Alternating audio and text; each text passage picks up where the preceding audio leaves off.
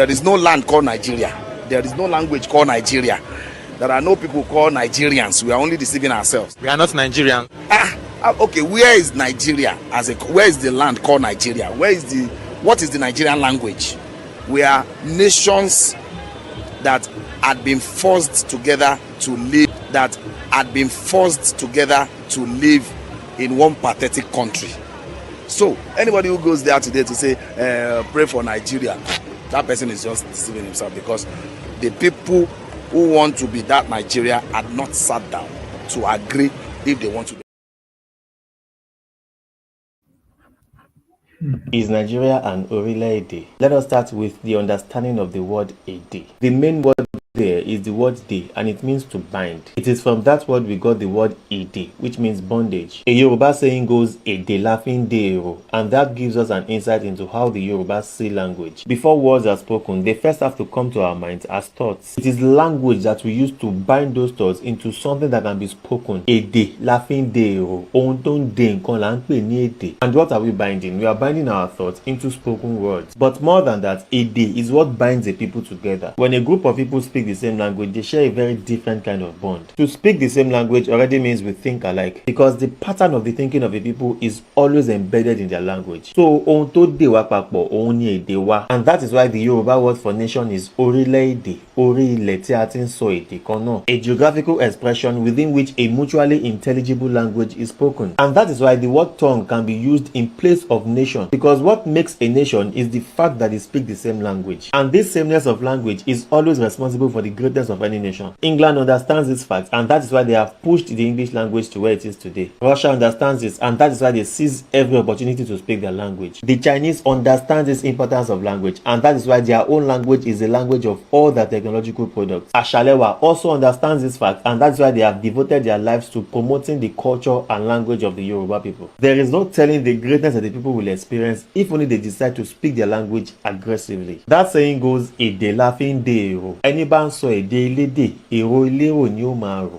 Ẹni bá ń ro èrò elérò, ìṣe oníṣe ni ó máa ṣe. Ẹni bá ń ṣe ìṣe oníṣe, ìwà oníwà ni ó máa wù. Ẹni bá sì ń wo ìwà oníwà yóò jẹ́wọ́. Our ancestors came up with that because they understand the importance of speaking one's own language. As I have said earlier, a people's way of thinking is found in their language. Their culture, their concepts, their reasoning, everything about them can be found in their language. You can't be a proper Yoruba if you are not speaking the Yoruba language. So if you are watching this and you can't speak the Yoruba language, you've got to do something urgent about it. Ashalewa is an institute that teaches everything about being Yoruba. They teach the language, how to speak it and how to write it. They also teach the culture and the history of the people. You should take advantage of this for yourself or for your children, especially for those of you outside Nigeria. If you want more information about how they run their programs, please send a DM to this Instagram handle or contact this number on WhatsApp. Trust me, this is the decision you're going to be glad you made. Washiri.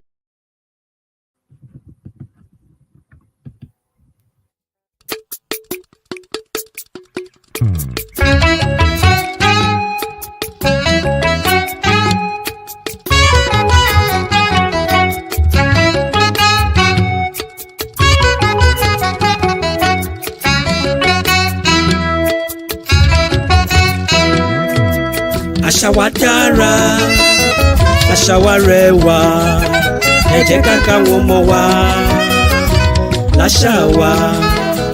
Àṣà wa dára, àṣà wa rẹwà, ẹ jẹ́ ká káwọn ọmọ wa láṣà wa. Àṣà wa dára, àṣà wa rẹwà, ẹ jẹ́ ká káwọn ọmọ wa láṣà wa. Àṣà wa dára, àṣà wa rẹwà, ẹ jẹ́ ká káwọn ọmọ wa láṣà wa. Òrìṣà tẹ́nìyàn bá ń bọ̀ tí kò bá fi hàn ọmọdé, ó dájú pé òrìṣà yẹn kò ní pẹ́ rárá. Ọ̀làjú ló dé ló mú gbogbo dorí kodò, ẹ jẹ́ ká káwọn ọmọ wa láṣà wa. Òrìṣà tẹ́nìyàn bá ń bọ̀ ará tí kò bá fi hàn ọmọdé ó dájú pé òrìṣà yẹn kò ní pẹ́ rárá. Ọ̀làjú ló dé ló mú ohun gbogbo dorí kodò, ẹ jẹ́ ká káwọn ọmọ wa àní láṣà wa. Àṣà wa dára, àṣà àṣà wa rẹwà ẹ jẹ́ ká káwọn ọmọ wa. Àṣà wa dára àṣà wa rẹwà ẹ jẹ́ ká káwọn ọmọ wa. Àṣà wa. Èdè wa dùn láti sọ bẹ́ẹ̀ ló rọrùn láti gbọ́ ká ṣètọ́jú àlejò ńkọ́ lára àṣà wa tó dára ni. Ìdọ̀bálẹ̀ ní tọkùnrin wa ìkúnlẹ̀ ní tóbìnrin ẹ jẹ́ ká káwọn ọmọ wa. Àṣà wa. Èdè wa dùn láti sọ bẹ́ẹ̀ ló rọrùn láti gbọ́ ká ṣètọ́jú àlejò ńkọ́ lára àṣà wa tó dára ni. Ìdọ̀bálẹ̀ ní tọkùnrin wa ìkúnlẹ̀ ní tóbìnrin ẹ jẹ́ ká káwọn ọmọ wa. Àṣà wa. Àṣà wa dára ó dára àṣà wa rẹwà ó rẹwà gẹ́gẹ́ ẹ jẹ́ ká káwọn ọmọ wa. Ẹ jẹ́ ká kọ́ ọmọ wa. Àṣà wa. Ká má fèdè lédè kòdì rárá o. Àṣà wa rẹwà ẹ jẹ́ ká káwọn ọmọ wa. Ẹ jẹ́ káwọn ọmọ wa. Àṣà wa.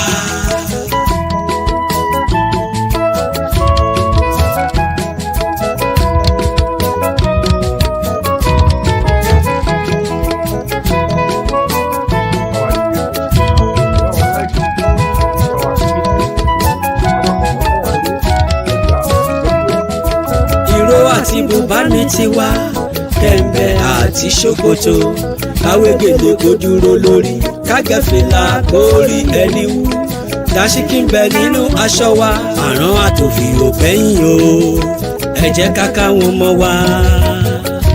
Láṣà wa. Ìró àti bùbá ní tiwa kẹ̀mbẹ́ àti ṣòkòtò káwé gèlè kó dúró lórí kágẹ́fìlà kó rí ẹni wú dàṣíkì ń bẹ nínú aṣọ wa àrán àtòfì ò bẹ́yìn o ẹ jẹ́ ká káwọn ọmọ wa. Àṣà wa. Àṣà wa dára àṣà wa rẹwà ẹ jẹ́ ká káwọn ọmọ wa. Àṣà wa. Àṣà wa dára àṣà wa rẹwà ẹ jẹ́ ká káwọn ọmọ wa. Àṣà wa. Kásùn rárá kákéwì ńkọ́ ṣebí lára àṣà wa ni. Ìjálá ẹkún ìyàwó ńkọ́ lára àṣà wa tó dára ni. Ijó wa ṣáá ní bàtà o ọlọ́jọ́ àtàgídìgbò ẹ jẹ́ ká káwọn ọmọ wa. Láṣà wa. Kásùn rárá kákéwì ńkọ́ ṣebí lára àṣà wa ni. Ìjálá ẹkún ìyàwó ńkọ́ lára àṣà wa tó dára ni.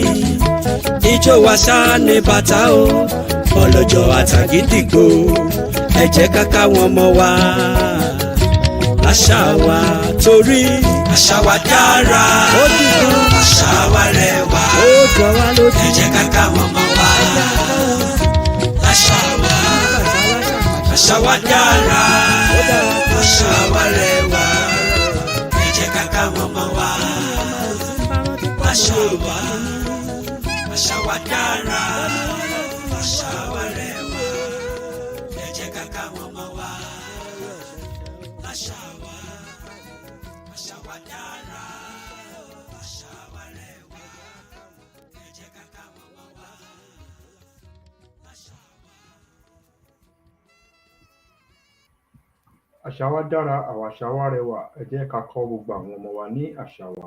Ọjọ́ tòní jẹ́ 26/06/2025 ní ọdún tó ń lọ lọ́wọ́lọ́wọ́ yìí ọdún 2025 la wà yìí. Elédùmarè aṣẹ̀dá adẹ́dá kò ní fi wá sílẹ̀. Ẹ bá wa pé tòyí o ẹ bá wa ṣe ètò yìí síta ẹ bá wa pé gbogbo àwọn tó wà nílé ibikíbi tó ní kálukú bá wà ẹ bá wa pé gbogbo wọn kàn máa bọ̀ lórí ètò ti alẹ́ òní kẹwàá gbọ́rọ̀ láti ẹnu bàbá wa Adex. Elédùmarè lọ́jọ́ tòní kò ní fi àwọn náà lẹ̀. Ọ̀rọ̀ tó máa sọ tó máa bọ́mọ aráyé nínú Elédùmarè ní fi sí wọn lẹ́nu. Ọ̀rọ̀ tó máa sọ tó máa tún gbogbo ilé ayé àwọn ọmọ Democratic Republic ṣe Elédùmarè á máa fi sí wọn lẹ́nu. Ọkọ́ àdá kò ní ṣá wọn lẹ́sẹ̀. Mo wá kí gbogbo wa, mo kí ìyá wa síwájú, mo kí ìyá wa Mrs. Mudupeonitirimkoabiola, mo kí bàbá wa olórí adé bàbá wa Mobọ́lájí Akínọlá mo kọ̀rẹ́, mo dẹ̀ kí gbogbo àwọn adelé méjèèjì náà lórí ilẹ̀ Yorùbá gbogbo wọn pátápátá mo kí síwájú, mo kí bàbá wa Black Lion, bẹ́ẹ̀ náà ni mo kí gbogbo àwọn tó ń ṣiṣẹ́ takuntakun, gbogbo àwọn mídíà tó ti gbóhùn sórí afẹ́fẹ́, gbogbo wọn pátápátá ni mo kí pé ilé àtọ̀nà wọn ò ní dàrú, àtàwọn tó gbójú síta àtàwọn tí ò gbójú síta, láti orí ìyá wa bíbí ọmọ Yorùbá títí tó fi kan ìyá wa tẹ̀bẹ̀jẹ́ àti bàbá wa Mèkìbá, bàbá wa Ọlọ́rìbó Olúṣọlá àti Ati ọmọ Oòduà àti bẹ́ẹ̀ bẹ́ẹ̀ lọ, bàbá wa Ọlá Clinic, gbogbo wọn bẹ́ẹ̀ bẹ́ẹ̀ lọ, èèyàn mélòó la fẹ́ dárúkọ tán, gbogbo wọn pátá la kí o lórí ètò. Àtẹ̀yin tẹ́ ń share, àtẹ̀yin tẹ́ ń like, àtẹ̀yin tẹ́ ń pè wọlé, gbogbo yín pátápátá la kí lórí ètò talẹ́ òní ní pé ilé àtọ̀nà yín ò ní dàrú o, etí tẹ́ fi ń gbọ́rọ̀ yìí etí yín ò ní di o, ojú tẹ́ fi ń wò ojú yín ò ní fọ́ o, bẹ́ẹ̀ dẹ̀ ni ọwọ́ tẹ́ fi ń pin, tẹ́ fi ń ṣe gbogbo nǹkan tẹ́ fi ń ṣe lórí ètò, gbogbo ètò ìkànnì tó ń gbò òtítọ́ tó ń sọ òtítọ́ tó ní pé kí ìran ọmọ Democratic Republic of the Yorùbá kó kúrò nínú oko ẹrú, ọwọ́ yín yẹn ní àkànjò ní mú yín ẹ̀ẹ́dẹ̀ níbi ṣe nǹkan burúkú lẹ̀ fi wọlé tàn yín wá. A kí gbogbo yín o pátápátá, lọ́kùnrin lóbìnrin lágbọ́dé àti alágbàlagbà, gbogbo yín pátápátá la kí ni pé ẹ ṣe gidi gan fún ètò tí alẹ́ òní, ẹ wá gbọ́ àwọn ọ̀rọ̀ tó máa ṣe kíni tó ṣìyàn ní etí, àti gbogbo nǹkan tó ní kálukú wa bá mọ̀ nínú ọ̀rọ̀ tó sọ àti ọ̀rọ̀ tí màmá ti sọ, ẹ jẹ́ kí a máa fi sọ́wọ́ sí ká máa fi kan àwọn nǹkan kan sílẹ̀ sódà à lè pè wọlé, kò ń ṣe lórí ètò talẹ́ òní, bí ètò tá a bá bẹ̀rẹ̀ ètò ní ọ̀la ẹ lè wá máa pè wọlé kẹ wá máa sọ gbogbo nǹkan tó ní kálukú wa mọ̀ nínú ọkàn, ẹ jẹ́ àpè, ẹ má bẹ̀rù nǹkan tó ní kálukú bá ti mọ̀ nínú gbogbo ọ̀rọ̀ tó sọ, ẹ jẹ́ àpè wọlé. Ilé àtọ̀nà wa lẹ́ẹ̀kan sí kò ní dàrú. Mo tún wá fẹ́ ṣe ìkéde yìí fún gbogbo àwa tí a mọ̀ ń pa láti kọ èdè Yorùbá, láti sọ èdè Yorùbá, láti gbé kalẹ̀ lódodo ní òdodo ní òtítọ́. Àwọn nọ́mbà tá a bá máa gbé síta ẹ jọ̀ọ́ ẹ jẹ́ àpè sórí nọ́mbà yẹn. Iṣẹ́ ti bẹ̀rẹ̀ o, iṣẹ́ ti bẹ̀rẹ̀ ní ìran ọmọ Democratic Republic of the Yorùbá. Lórí iṣẹ́ tẹ̀lé fẹ́ ṣe yìí kò sí owó ń bẹ̀ o, ọ̀fẹ́ ni for now, free ni, ẹ̀ ń ṣe ní voluntary ni for now, bọ́ kò sí nǹkan tí wọ́n ṣe voluntary at the end of the day tí orílẹ̀-èdè bá ti ń ṣiṣẹ́ dáradára ṣàmùkú owó máa jáde níbẹ̀, ẹ jẹ́ kí yẹn wà ní apá òsì wa ká má fi mumi ká dẹ̀ má fi jẹun. Láṣẹ Elédùmarè ilé àtọ̀nà wa lẹ́ẹ̀kan sí kò ní dàrú, ẹ bá wa pín ètò yìí síta, ẹ bá wa like ètò yìí, bẹ́ẹ̀ ni ẹ bá wa share, Elédùmarè wà pẹ̀lú wa, ẹ ṣé gan. Ẹ má bá mi ká lọ lórí ètò yìí, ó ṣe ẹ yá.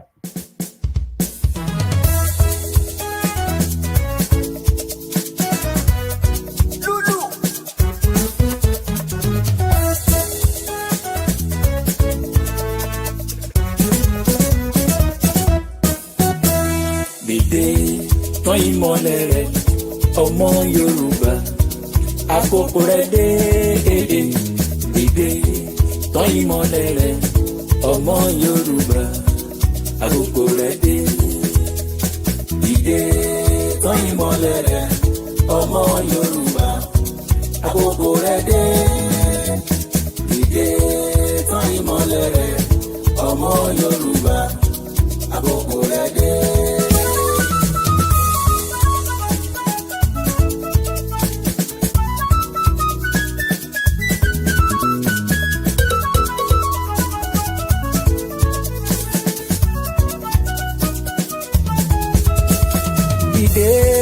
Tán ìmọ̀lẹ̀ rẹ̀ ọmọ Yorùbá láti gbòmìnira. Dìde tán ìmọ̀lẹ̀ rẹ̀ ọmọ Yorùbá, àkókò rẹ̀ dé. Gbogbo ipá sani kò sá o ọmọ Yorùbá láti gba ẹ̀tọ́ ẹ̀. Gbogbo ọgbọ́n sani kò lò ọmọ Yorùbá láti gbòmìnira ẹ̀. Dìde tán ìmọ̀lẹ̀ rẹ̀ ọmọ Yorùbá, àkókò rẹ̀ dé. Dìde tán ìmọ̀lẹ̀ rẹ̀ ọmọ Yorùbá, àkókò rẹ̀ dé. Gbogbo ọ̀dọ́ ẹ dìde, ẹ múra láti jà, àsìkò yín dé. Gbogbo ọ̀dọ́ ẹ múra láti jà o, ẹ múra láti jà, àkókò yín dé. Àwa lọ́mọ Yorùbá, alẹ́ tó láti gbà òmìnira wa. Ọmọ Yorùbá ni wa, àwa ló nílẹ̀, àwa lọ́mọ ìlú o. Dìde tán ìmọ̀lẹ̀ rẹ̀ ọmọ Yorùbá, àkókò rẹ̀ dé. Dìde tán ìmọ̀lẹ̀ rẹ̀ ọmọ Yorùbá, àkókò rẹ̀ dé.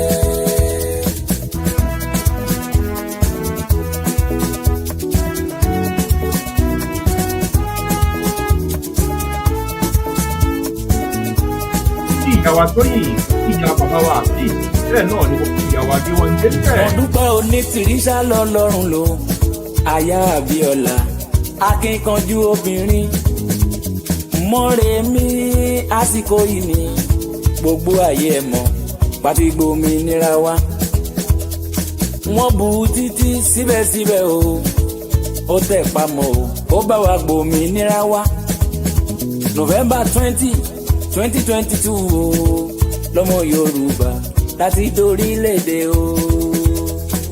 Ìdè tán ìmọ̀lẹ̀ rẹ̀ ọmọ Yorùbá àkókò rẹ̀ dé. Ìdè tán ìmọ̀lẹ̀ rẹ̀ ọmọ Yorùbá àkókò rẹ̀ dé. Ọmọ Yorùbá ẹ kú ojú lọ́nà o fún ìjọba orílẹ̀-èdè tọmọ Yorùbá. Ìjọba Yorùbá ṣe bó máa yàtọ̀ síbi tá ti ń bọ̀ wá tẹ́lẹ̀tẹ́lẹ̀ o. Iná fẹ́ ṣálá ó máa lò ọmọ Yorùbá ẹ lọ fọkàn balẹ̀ o. Oúnjẹ ò ní wọ́n ní orílẹ̀-èdè ọmọ Yorùbá ẹ lọ fọkàn balẹ̀ o. Ìwòsàn fẹ́ ṣálá ó máa gbà ní orílẹ̀-èdè tọmọ Yorùbá. Ilé ìwé ọ̀fẹ́ fáwọn ọmọ wa o ọmọ Yorùbá ẹ lọ fọkàn balẹ̀ o. Ìdè tán ìmọ̀lẹ̀ rẹ̀ ọmọ Yorùbá àkókò rẹ̀ dé. Ìdè tán ìmọ̀lẹ̀ rẹ̀ ọmọ Yorùbá àkókò rẹ̀ dé.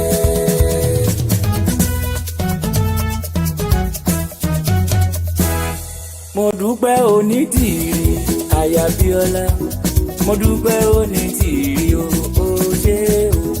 Mo dúpẹ́ onítìrí aya Abíọ́lá mo dúpẹ́ onítìrí o ṣé o.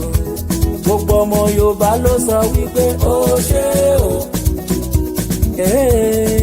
O ṣé o. Àwọn bá wa wọ́n ń dúpẹ́ o ṣé o. O ṣé o. Gbogbo ìjòyè wọ́n ń dúpẹ́ o ṣé o. O ṣé o. Gbogbo ìyálọ́jà wọ́n ń dúpẹ́ o ṣé o. O ṣé o. Gbogbo baálẹ̀ wọ́n ń dúpẹ́ o ṣé o. Yéyé o ṣé o. Akínkanjú obìnrin o ṣé o. Obìnrin bí ọkùnrin o ṣé o. Mo dúpẹ́ onítìrí o ṣé o. O ṣé o. Gbogbo àwọn tó ń bẹ lókè o ṣé o. A dúpẹ́ o ṣé o. Gbogbo ọmọ Yorùbá tó dáwó ṣé o. Ṣé o.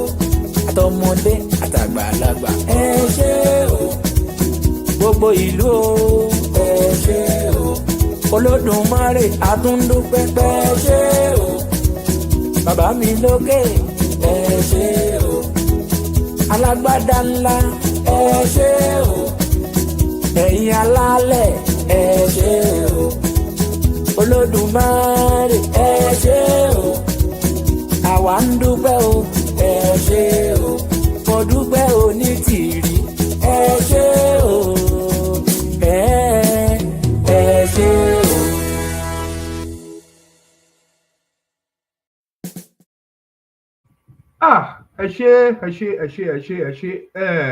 ṣé fún orin ta sáré gbọ́ tán pápápá yìí.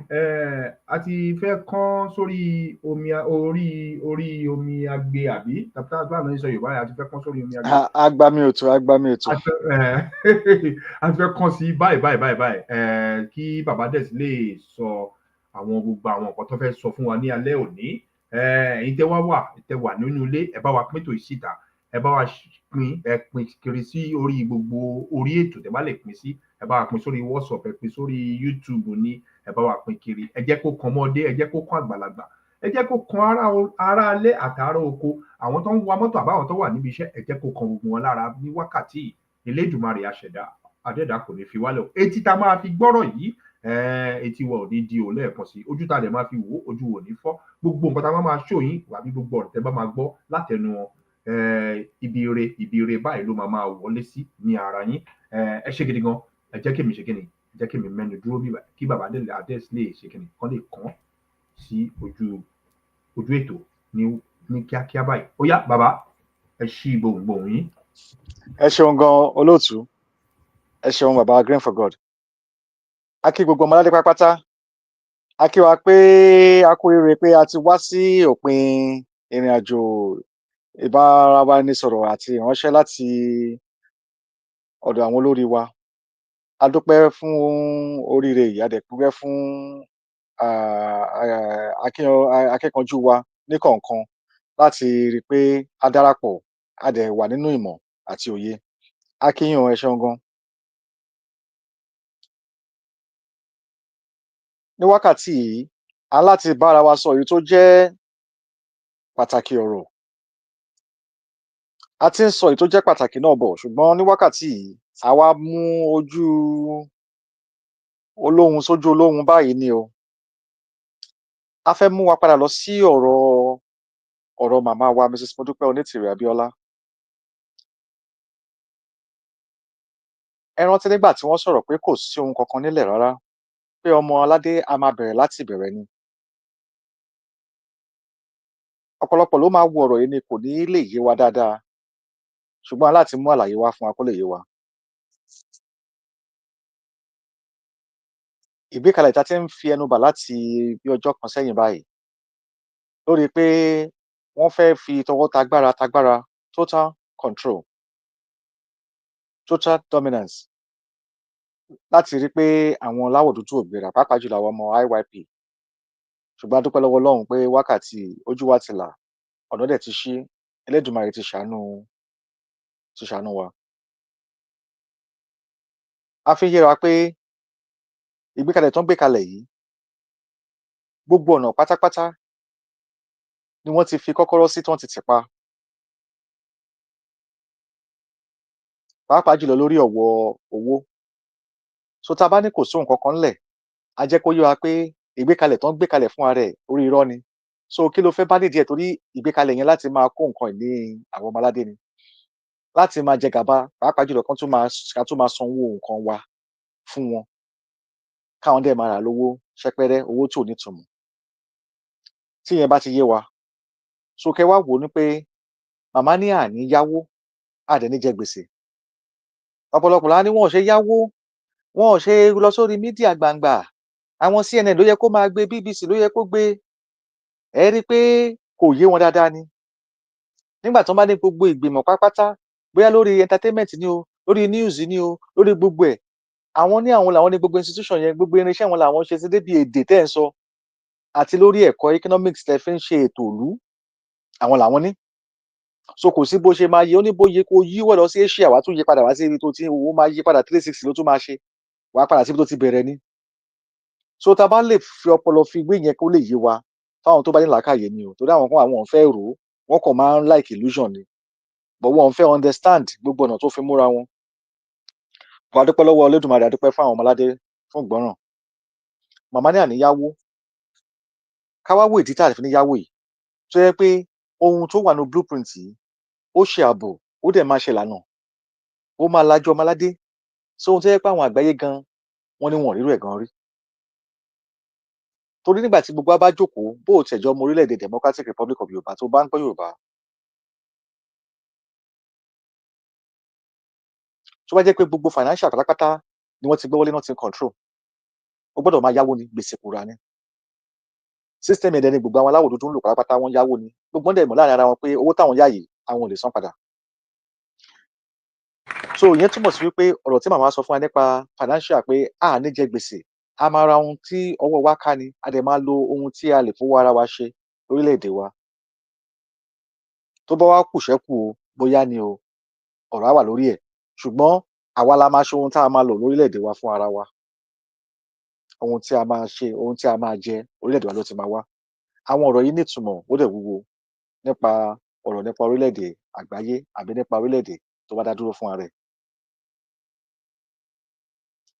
fídíò tá a kọ́kọ́ fẹ́ play fún wa yìí mo fẹ́ ká farabalẹ̀ ká gbọ́ ìṣẹ́jú 5 ni mo fẹ́ ká farabalẹ̀ ká fi farabalẹ̀ gbọ́ ni o ká wá tún wá mú ẹdun mọ́rọ̀ ká tún wá tẹ̀síwájú lẹ́yìn tá a bá wò tán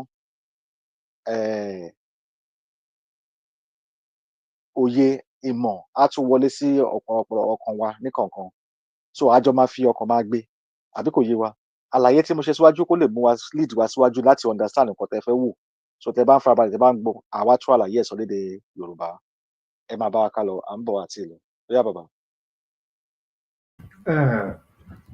YouTube, from this video that we're going to use tonight, we have no copyright on this video. We give the whatever this video coming out from, we give them credit on this video.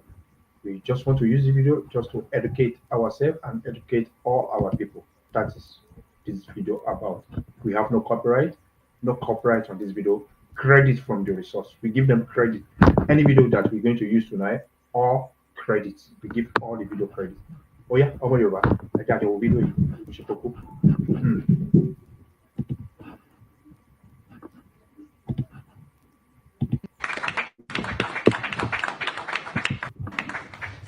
So we do have some time now for.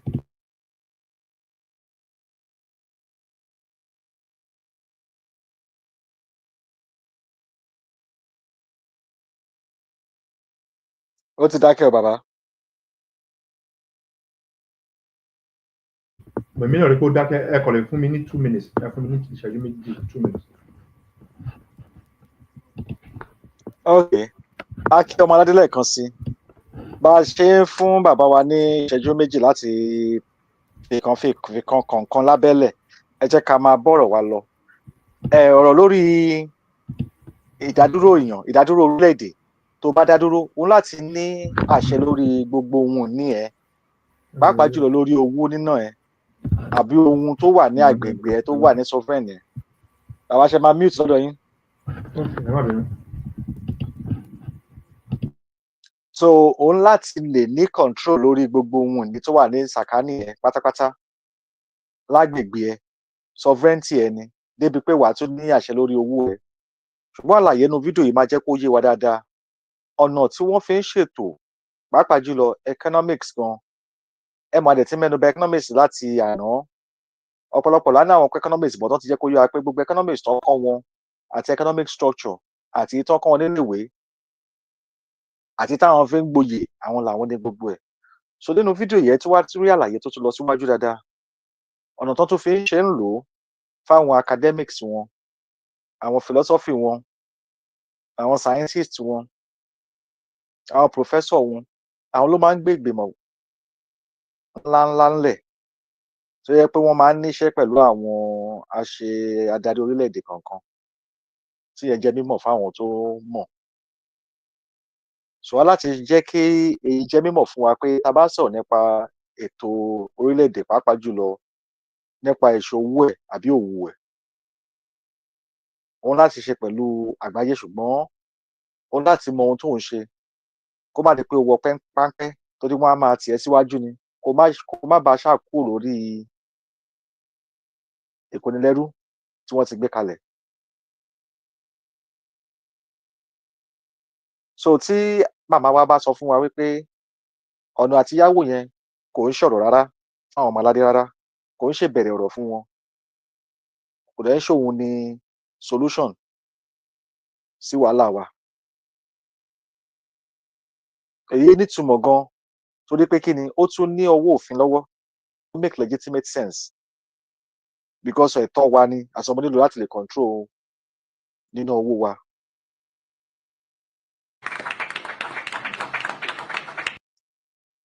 ṣe ti ready?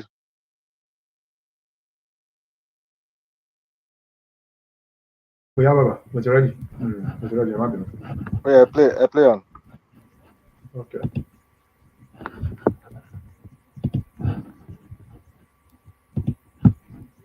So we do have some time now for questions from the audience. I wonder if we should just take a few, and then we can respond to them all together. So, okay.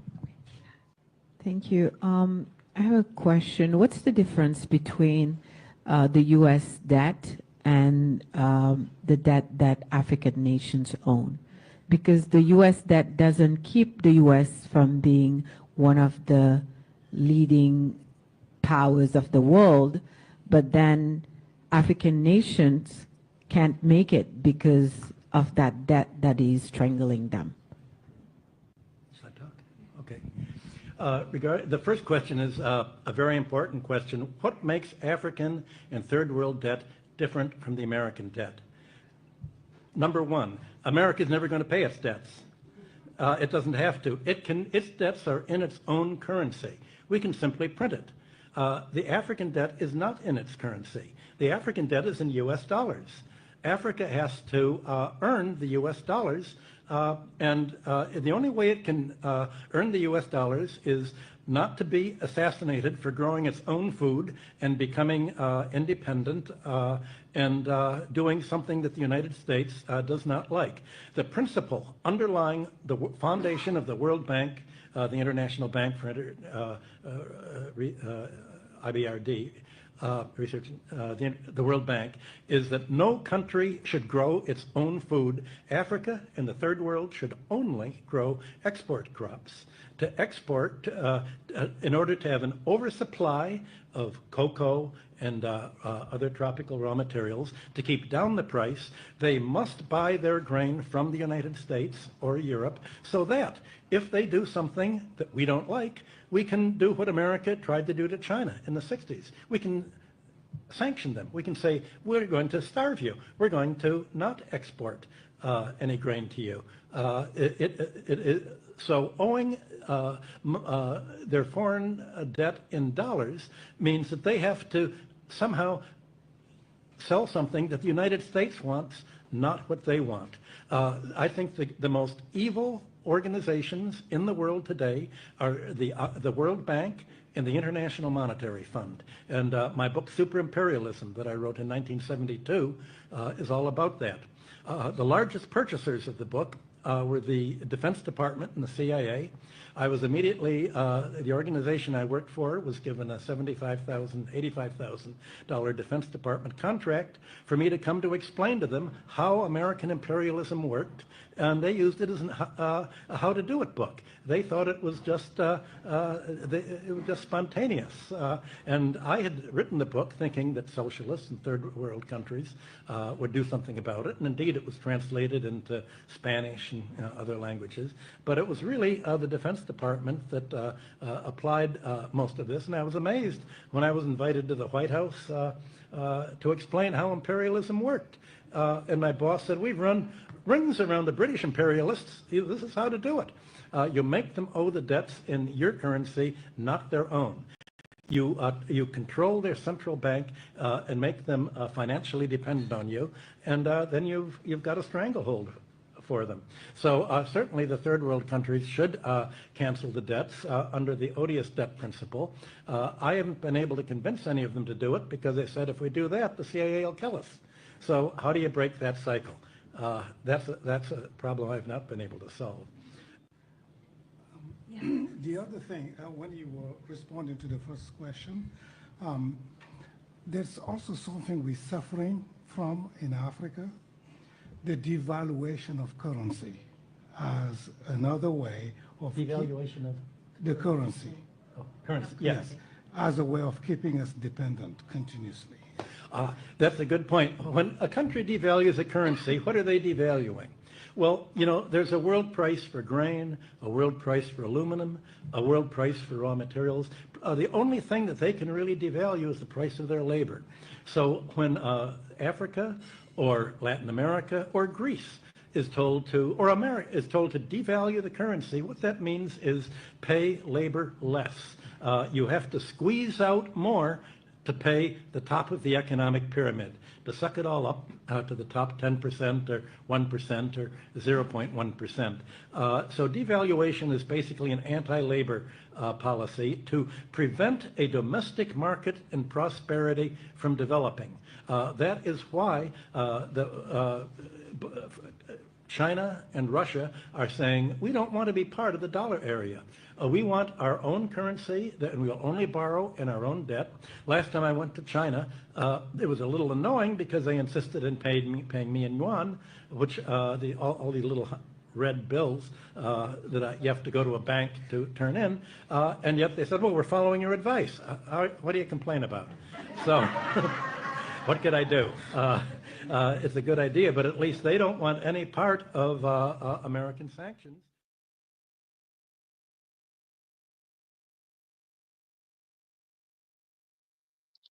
ṣé ẹ gbọ́ mi bàbá?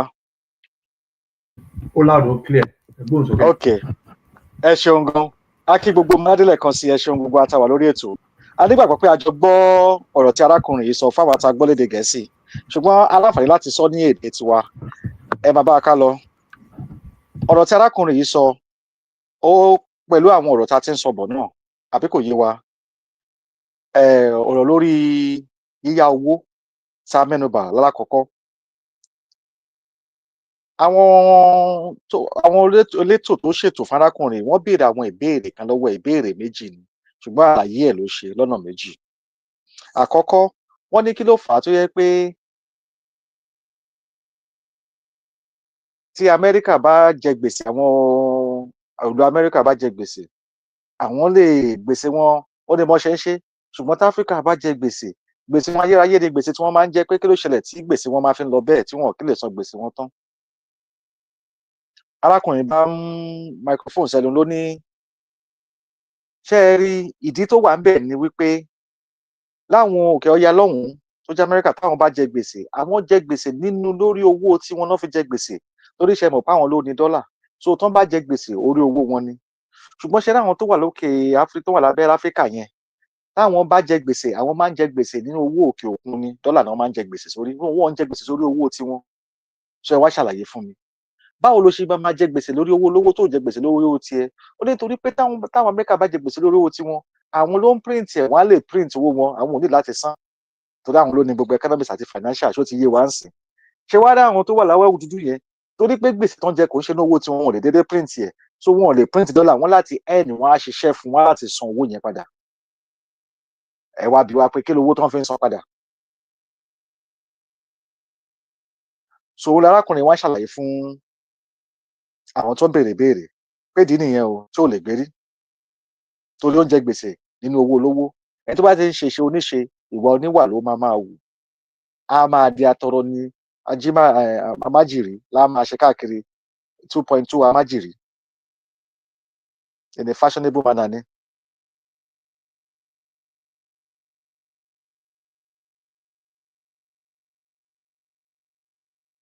Ó ní nídìí wípé wọn ò tún bẹ̀rẹ̀ láti sọ pé àwọn fẹ́ gbéra wọn dìde kúrò nínú oko ẹrú yìí. Ó ní kò sí ọ̀nà àbáyọ.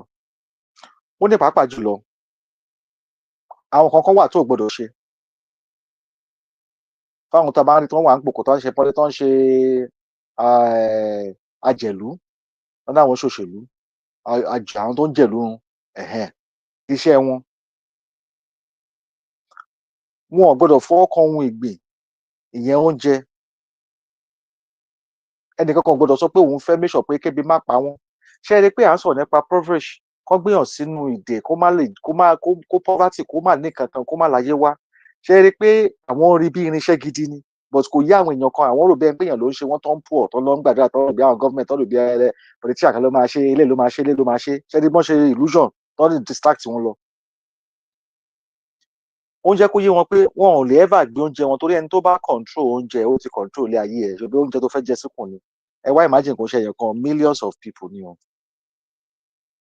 Torí tó bá bẹ̀rẹ̀ sí ń control, tó bá bẹ̀rẹ̀ sí ń gbé oúnjẹ, ó máa bẹ̀rẹ̀ sí máa jẹ́ àwa ní àníṣẹ́kù, àjẹṣẹ́kù ó máa kù fún ẹ. Tó bá dẹ̀ ti níyẹn kò ní láti máa gbẹ́kànlé ẹnì kankan mọ́, wàá máa gbọ́kànlé ara ẹ ni. Tó bá wò ní national level nísìn lórí orílẹ̀-èdè.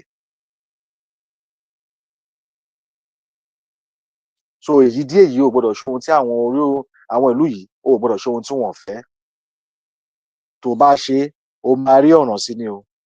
O lè máa ṣe kó máa jubilate o, but limited lórúkọ ẹ, limited Nigerian corporation ni ẹ, o ò lọ ibì kankan torí ó ń jẹ́ kó yé wa pé ṣe tí wàá lọ́nà tó tún fi dé lẹ́yìn ìgbà tí wọ́n ti gbé ìṣe kalẹ̀ fún ìṣe nǹkan tó ò ní ṣe àti wípé o ò gbọdọ̀ gbin oúnjẹ tiẹ̀ àti pé o máa yáwó ni máa jẹ gbèsè wàá dẹ̀ máa yáwó yẹn olófà tẹ́pọ́n á ní GDP yìí tuntun lọ sókè ẹ dúpẹ́ lọ́wọ́ Ọlọ́run ó yẹ tún yáwó mi IMF tó dẹ̀ sẹ́ẹ̀ pé ẹ rí wọn Mákindé gbogbo wọn bẹ̀rẹ̀ sí yáwó káàkiri àwọn náà wà ní direct wọ́n yáwó láti IMF wọ́n yáwó World Bank gbogbo yáwó káàkiri tán bá ní wọ́n ń talé ayé àwọn ìran wọn ilé ayé àwọn èèyàn wọn ṣùgbọ́n ti dalé ayé wọn náà tètà síta báyìí ń sìn tó dẹ̀ adúpẹ́ lọ́wọ́ Democratic Republic of Yorùbá so kẹ́ bá lè rí gbèsè tó ń jẹ káàkiri sílẹ̀ tó ń lò bá àwọn jáwó táwọn bílẹ̀ pọ́n fi ń ṣe bẹ̀tà fún wọn ni so tó bá ti pawọ́ fún wọn lépa títí yáwó afẹ́lẹ́ yáwó fún nǹkan kan yáwó fún project kan afẹ́kọ́ títí afẹ́kọ́ oríṣiríṣi ká máa consult omi pé yẹn máa mí pé orílẹ̀-èdè máa wà sufficient pé bí ó máa dáa kó máa produce kò mí ní kó máa dáa foundation ló ṣe pàtàkì ó wá ń jẹ́ kó yé wa pé nínú àwọn ọ̀rọ̀ tí màmá ti bá wa sọ nípa pé gbogbo ọ̀nà fi dé gbogbo ibi tó fẹ́ gbà ṣe nígbà tán gbé gbogbo ìṣẹ̀lẹ̀ ìka tán ṣe túmọ̀ náà tún fi dé lábẹ́ ṣe wá àwọn báǹkì tó yáwó lówó yẹn àwọn yẹn ganan tún fi ṣọlọ́pàá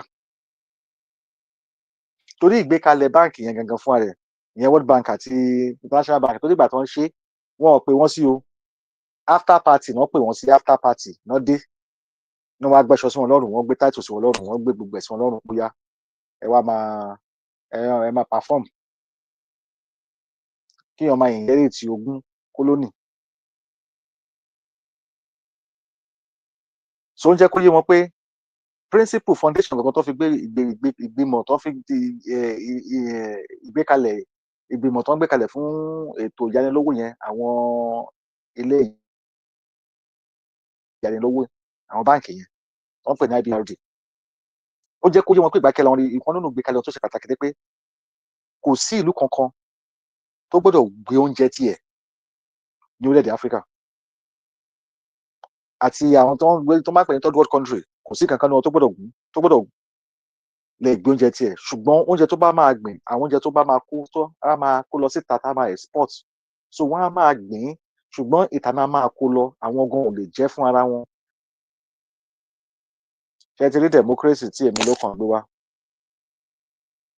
ṣe tí màmá bá sọ̀rọ̀ ń gbà lára pé màmá ń sọ̀rọ̀ ńlá ṣe rí òde eléyìí ò tó kíyàn ṣe nǹkan míì sọ àwọn ará bí tó kẹ́lẹ̀ understand pé ṣé wọn understand nǹkan tó ń ṣe ni torí àwọn ló máa carry iṣẹ́ yẹn out láti rí pé ó wà successful àwọn ní irinṣẹ́ because àwọn ò dáwọ́ dúró so àwọn ò dẹ̀ sanwó fún ẹ pé kó wá máa olúfàtẹ́ ìlú bẹ́ẹ̀ pé ẹ ní wọ́n dájú nǹkan tó ń dé bá ń bẹ̀ tó ń gbọ́dọ̀ ṣe ni wọ́n lè ṣe yẹn ẹ mọ̀ pé àwọn lè dájú ìran ni wọ́n àwọn á ta ìran wọn torí pé àwọn pè ní àlàáfíà fúnra wọn nìkan wọn ò dẹ̀ mọ̀ pé nígbà tó bá tán ìwọ nìkan ló máa kù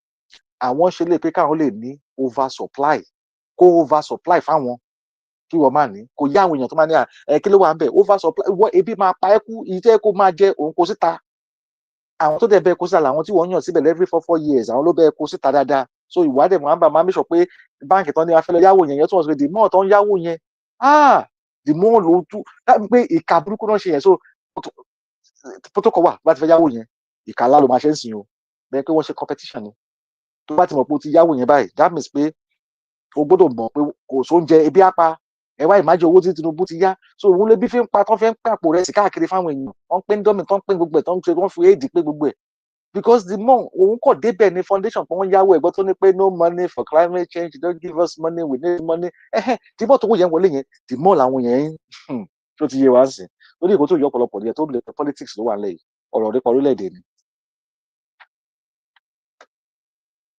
wọ́n ní wọ́n gbọ́dọ̀ make sure fún kó máa ra ohun ìgbín wọn grain wọn láti òkè ọya ibẹ̀ náà kú ti ń gba grain ṣégbà tí Ukraine ń ja ogun Ukraine tó jagun lọ́wọ́ tún fún Nàìjíríà ní grain kẹba lè mọ̀ pé àti àwọn amẹ́ni tó yẹ ká máa ṣàánú gbé wa méjì láwọn tó ń jagun àtàwọn tó jagun àtàwọn jara wọn lógun ibẹ̀ náà ni wọ́n ti gbọ́dọ̀ máa gba grain wọn so tẹ bá wá rí pé wọ́n rìn tẹ̀síwájú nípa pé wọ́n tó fẹ́ máa advance the crop system òun lè fi rí hellgate tó fi rìn káàkiri pé báyìí lè ṣe máa gbin ẹgbẹ́ tọkùnrin ni pé gbogbo ohun tó ń dẹ̀ ń gbé fún wọn yẹn rádaràdà rédèrèdè ló jẹ́ fún wọn wọ́n á máa padà wá máa rà lọ́dọ̀ wọn kò lè ṣe àǹfààní fún orílẹ̀ tó fẹ́ gbìn sí yẹn kò dẹ̀ lè wù ẹjọ́ kí ni wọ́n pè yẹn náà ṣé kò ṣe control nìyí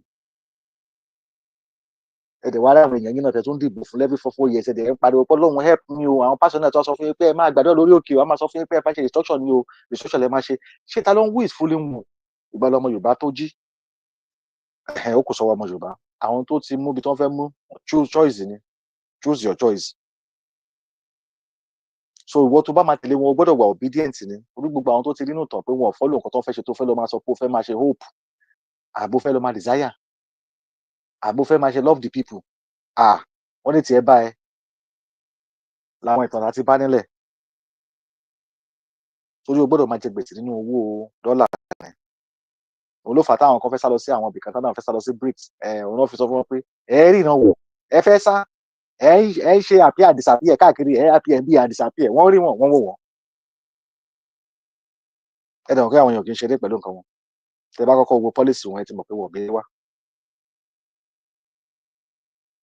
so this tó bá dẹ̀ tó ti jẹ gbèsè yẹn kí ni wọ́n fi lè san gbèsè ṣé àwọn tó gbégbé kalẹ̀ tẹ́ o ti yé wọn pé nígbà tó mọ̀ pé o lè san gbèsè á wá jẹ́ pé nǹkan tó fẹ́ tà ló máa padà tà ẹgbẹ́ tálákùnrin sọ pé ó máa láti tà nǹkan fún wọn ní nǹkan tó ní ó ló ṣeéṣe pé nǹkan tó fẹ́ tà ẹ kò ṣe pé bí àwọn fẹ́ tà o kò ń ṣe àwọn politician ló ń bá wí o àwọn ọmọ ìlú yẹn ni wọn ò fẹ́ tà á ṣùgbọ́n o láti tà because wọ́n ti ní intermediary gateman tó máa sọ pé ó yá ó ti wá dé protection pẹ̀lú àwọn ọmọ tàti àwọn àgbèrò tá máa protect òun àwọn di àwọn group ara wọn jọ àwọn náà wọ́n fi ń ṣe political party whereas wọ́n fi ń terrorize encroach orílẹ̀-èdè Democratic Republic of Yorùbá so ẹni tẹ́ bá máa ṣe pé àbẹ́ tẹ́ máa gbàdúrà kẹ́ mọ́ bí tẹ́ máa tọ́jú ọwọ́ àdúrà sí àtọwọ́ ìpè sí láti wákàtí lọ. arákùnrin jẹ́ kó yé wa pé òun ò tí ì ríru ìgbìmọ̀ burúkú ẹlẹ́mìí òkùnkùn nǹkan bàjẹ́ nǹkan sátánì bó ṣe pé nìyẹn o ó ní evil organization and the word ó ní òun tí ẹ kọ̀wé lórí ẹ̀ tó ń pè ní super imperialism ní ọdún 1972 ọdún 1972 ló ti kọ̀wé lórí ẹ̀ wọn ò tí ì bí àwọn kan o ṣe rí pé ìgbé ayé táwọn kan ń gbé nǹkan tó ti predetermine ni so tá a bá ń sọ pé wọ́n ti predetermine ilé ayé àwọn èèyàn 1972 lárákùnrin ti kọ̀wé yìí kó tó di pé ó kọ ògùn dé bá bẹ́ẹ̀ ni ó dé bá ni o so wọ́n kọ̀wé sá pé níbí lọ o 1972 so tẹ́lẹ̀ kan bá sọ fún mi pé 2027 ló máa ṣe election ló máa ṣe 2023 ló máa ṣe oríṣiríṣi ló máa ṣe fún wọn ibi ló máa gbà Republic of Nigeria gbogbo ẹ̀ ló máa gbà fún wọn ṣé bá rí pé rírọ́ ni because ẹlòmíì tó ń pariwo gan kò lè jókòó kó explain àwọn nǹkan báyìí kó láti explain pé ibo ni major security and asset àti gbogbo nǹkan tó bá ní o fẹ́ fi pèrè sovereignty gan wà àwọn olùfẹ́ dojúkọ gan ibo ló mọ̀ pé wọ́n ti ń ṣe é gan tó fẹ́ mọ ibi tó fẹ́ tú. so already oníṣẹ́ àwọn èèyàn ti pre-plan future fáwọn kan gbé tó ń gbé nsìn so wọ́n ń gbé in a simulation níbẹ̀ pé èèyàn kí èèyàn máa gbé ní ayé tí yẹ pé wọ́n control ẹ̀ bọ́ tó mọ̀ pé wọ́n control ẹ̀ pé ibi tó fẹ́ kó wà gangan nìyẹn wọ́n ti plan ẹ̀ bó ṣe máa rí ìwọ tó bá ti wo movie Clash of the Titans tó bá wò láyé ìgbà yẹn Clash of the Titans lọ wo movie yẹn ó máa yí ẹ wọn kàn gbé ẹ dìde ṣubú ọ̀dẹ̀ ọ̀zàdázẹ́sọ̀ mo ti gbàgbé but àwọn àbò ń bá yẹn release the crackers lọ wo movie yẹn wá rí pé manually wọ́n fọwọ́ ṣe ó yá dìde jókòó dìde ó yá mọ́ mi ṣùgbẹ́ yes Clash of the Titans.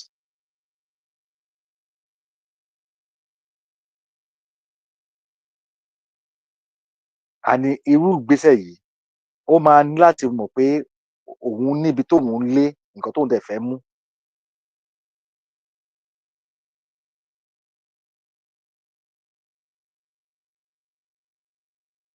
so gbogbo àwọn tó ń nípa tó náà wọ́n ṣe exercise tó náà wọ́n really enjoy the exercise náà ṣe o kò ṣe exercise tó ń fi kẹ̀kẹ́ ní London tó ń gbà kiri tó nípa àmọ́ òkè àmọ́ no kò ṣe exercise church tó ń sáré káàkiri tó ń pẹ́ pé Jésù yẹn o ìyẹn kọ́ exercise pé wọ́n fi àjẹ ìran wọ́n pa wọ́n lọ àwọn enjoy exercise yẹn òun làwọn túmọ̀ sí ṣé ó ti wá ń yé wá ń sí exercise tó ń ṣe ìyẹn àwọn pastor wọn. àwọn mọ̀ bárakùnrin ṣe sọ pé ohun tó ń gbé kalẹ̀ yìí agbára tó máa gbá ni pé ohun táwọn China àti Russia ti fojú kó nígbà táwọn náà fi lọ sí BRICS rẹ̀ pé tí wọ́n bá gbé wá agbára lé ẹ pé epo lọ sọ́dọ̀ ẹ mọ́ owó epo lọ sókè national market price lọ sókè gbogbo ẹ lọ sókè wọ́n ti mọ̀ pé ó máa affect owó ẹ̀ GDP ó máa affect economy ẹ̀ so sanction wọlé wá ní ẹ̀ inflation lè wọ anything kan ló bá yẹ pé wá kọ̀ lọ sókè tó dáhùn ló ń control gbogbo ẹ̀ so ẹ̀rí bó ṣe máa ń wá automatically bẹ́ẹ̀ pé simultaneously tó bá ṣe ń sọ ni torí gbogbo irinṣẹ́ yẹn wà nílẹ̀.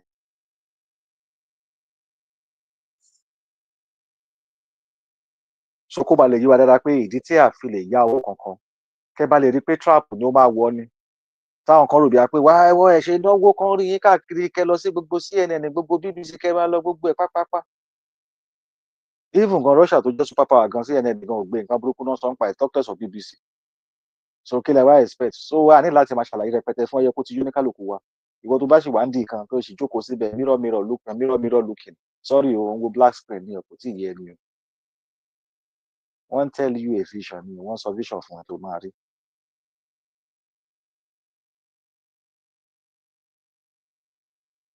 Arákùnrin tí wàá béèrè question kejì ó ní kí ni túmọ̀ devaluation of currency. Mo fẹ́ ka rántí ìbéèrè yìí o torí nígbà tí bàbá wọn wọlé tó ń ṣe manifesto ẹ má gbàgbé tó kọ́ sọ lórí ibi tó ti ń sọ bí àpọ̀lẹ́ constituency ẹni tó ní we have to devaluate the naira ẹ rántí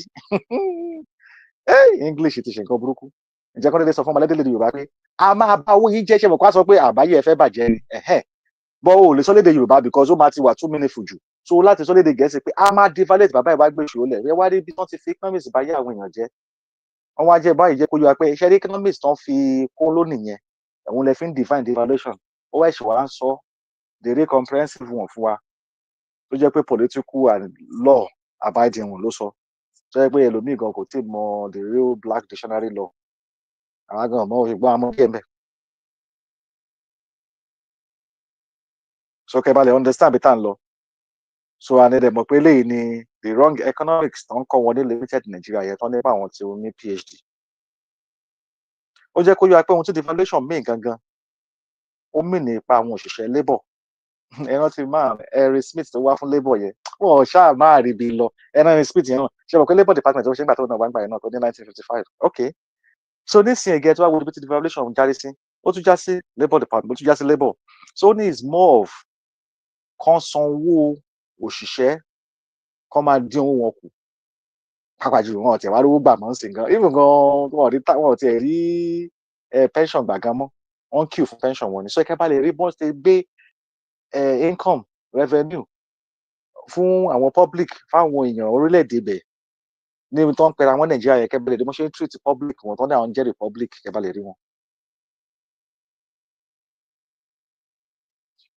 So wọ́n láti sanwó owó òṣìṣẹ́ níwọ̀nba ó máa wálẹ̀ ìgbẹ̀lẹ̀ àrí pé inflation wá sókè torí wọ́n ti decrease owó òṣìṣẹ́ kí ló dẹ̀ fà á wọ́n láti make sure pé ó squeeze wọn láti san owó ọ̀nà owó náà fi lè squeeze yàn kán rí pé wọ́n yọ owó lára ẹ̀ kan tax yẹ ẹ̀rí kan fẹ́ tax wọn dé hellfire ni gbogbo nǹkan tax òun ni because òun láti lè sanwó fún top of the economic pyramid àwọn tó gbé economic yẹn gangan kalẹ̀ yẹn àwọn ti ní báwọn ṣe máa ṣe gbogbo fraction ìṣirò wọn tó wù yẹn máa padà wá bá àwọn ìwọ ló máa gbé wá very easily ó mú ní bó ṣe bá calculate lọ àwọn tó jẹ́ brainerd ní economics wọ́n máa understand I can make it simpler so òun láti wá padà tí wá bá 1% yẹn òun ló máa fẹ́ control so 1% control 99% ó yẹ kó ti yé wa bẹ́ẹ̀ so financial aspect of it bó ṣe máa lọ bó wà owó yẹn ṣe máa lọ láìpẹ́ so ìwọ tó dé pé ọlọ́run ló ń ṣòwò ọlọ́run ló gbàdá fún ìjọba àwọn èèyàn lè wọ́n control owó ní báǹkì tó ti ń jáwé ibẹ̀ ló ń gbowó sí ìwọ tó ń fi owó sí báǹkì kan tó mọ̀ kan tó wó gan wà tó mọ̀ kan tó túmọ̀ sí tó mọ̀ pé ó yẹ kó ní backup tó mọ̀ pé fiat currency paper ni ó máa ní nǹkan tó máa wé pẹ̀lú lẹ́yìn which is good wọn ò tẹ̀ kí ń sọ yẹn rárá ẹ̀fìn yẹn lẹ̀ náà àbáyẹn wá so wọn fi ń tax wọn to hell ẹgbọ́n tí gèdè tó ní pé we have to reform the taxing system from philanthropy to scientist to doctor to aṣẹ́yúnṣẹ́yún to ajé gbogbo ara ẹni now to economics now to tax master rántí bí bọ̀bọ̀ tó dúró pẹ̀lú kẹjẹwọrọ ó ní wọ́n máa táàkì onú wọn àgbọ̀ tax òṣòṣò yẹn ó délé bàbá super bọ́mọ̀ nírú ẹ̀rí tó bá ti ń gbé ìwà kẹ́ máa mọ̀ pé nǹkan míì ti wọlé ni so pẹ̀lú nǹkan tọkùnrin sọ ń jẹ́ kó yé wá ń sìn pé ó máa tax ẹ̀ to hell ni wọ́n dẹ̀ máa tún kó nǹkan ẹ̀ ní resources ẹ̀ dáadáa ẹ dẹ̀ má gbàgbé pé foundation wọn gangan tó gbé kalẹ̀ láti ṣe iṣẹ́ yìí pé káwọn wà lókè ni káwọn dẹ̀ wà dominance torí àwọn gbọ́dọ̀ máa lo oversupply nǹkan táwa ní. so ó ń jẹ́ kó yé wá ń sìn pé ẹni tó bá ti ń lo devaluation fún yẹn nípa owó ó mì pé anti-labour policy ni o. Ó lòdì sí àwọn nǹkan tó òṣìṣẹ́ yẹ kó máa ṣe, ẹ̀tọ́ àwọn òṣìṣẹ́, gbogbo ohun ní àwọn òṣìṣẹ́ tó yẹ kó jẹ́ fún policy. So tá a bá ń sọ nípa blueprint, ó ti yé wa ńsìn pé a gbọ́dọ̀ ní ohun àkọọ́lẹ̀ tó máa jẹ́ tó máa di guarantor fún àwọn òṣìṣẹ́, fún orílẹ̀-èdè wa, fún ìlọsíwájú orílẹ̀-èdè wa, fáwọn tó máa gbé nǹkan ṣe. Táwọn ogun wa ní sùúrù tó yẹ pé kò ní tax wọn out of existence, wọ́n lè regulate tax system àti policy tó máa bá àwọn ọmọ aládé lọ, tó dẹ̀ máa jẹ́ kó lè ṣiṣẹ́ régérégé, tó lè jẹ́ pé gbogbo òwò wọn, ọjà wọn ní láti lọ máa wà tax pátá ìṣẹ̀máa sọ lọ sí China, wọ́n lè reduce tax àbí sá lọ síbì kankan. So ara nǹkan tí ẹ ká máa wò tá a fi sọ pé wà nǹkan tó bá máa gbé wa kúrò tó máa kó gbogbo wàhálà wa ìjọ yìí, ó tó kí ni ká gbé dání, ká gbọ́dọ̀ ká kó sọ di handbag ni, ká sọ di bible tá a máa ní tá a máa kà lójoojúmọ́ ni, òun ni policy òun.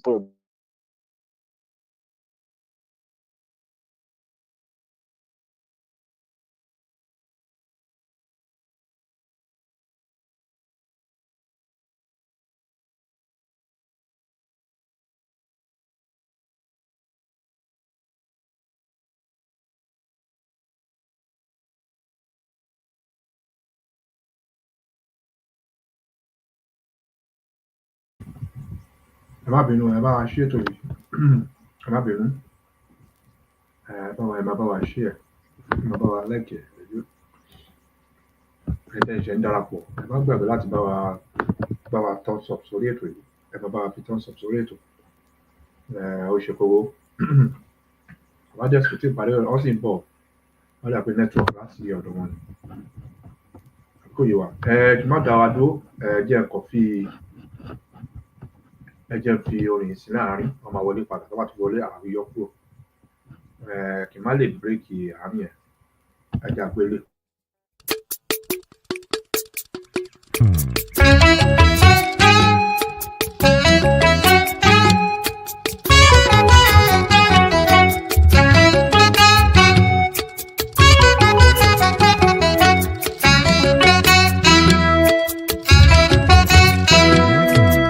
Àṣà wa dára, àṣà wa rẹwà, ẹ jẹ́ ká káwọn ọmọ wa láṣà wa.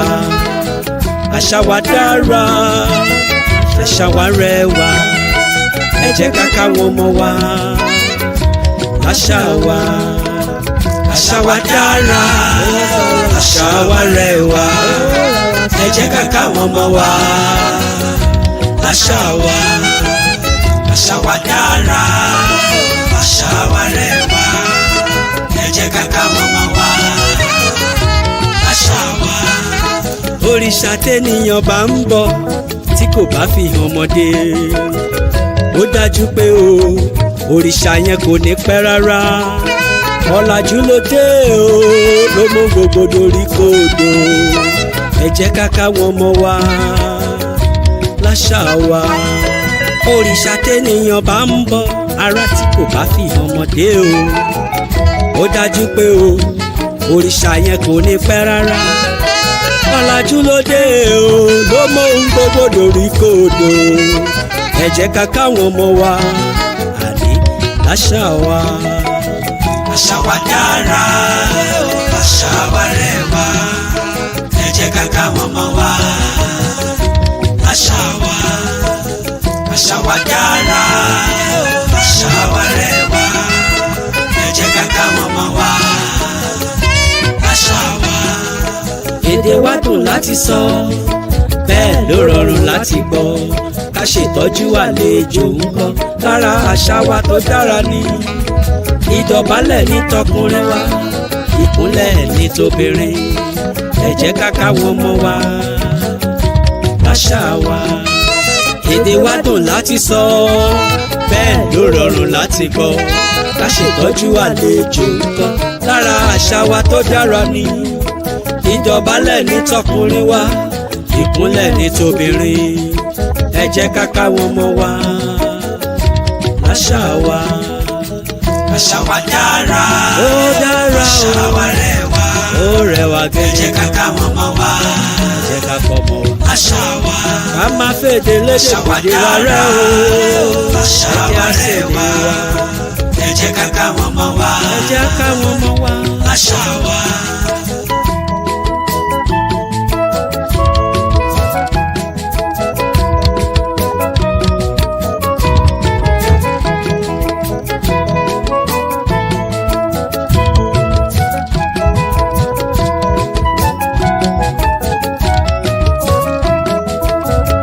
àti bùbá ní tiwa kẹ̀mbẹ̀ àti ṣòkòtò káwé gèlè kó dúró lórí kágẹ́fìlà kórí ẹni wú dàṣíkí ń bẹ nínú aṣọ wa àrán àtòfì ò bẹ́yìn o ẹ jẹ́ ká káwọn ọmọ wa láṣà wa ìró àti bùbá ní tiwa kẹ̀mbẹ̀ àti ṣòkòtò káwé gèlè kó dúró lórí kágẹ́fìlà kórí ẹni wú dàṣíkí ń bẹ nínú aṣọ wa àrán àtòfì ò bẹ́yìn o ẹ jẹ́ ká káwọn ọmọ wa láṣà wa.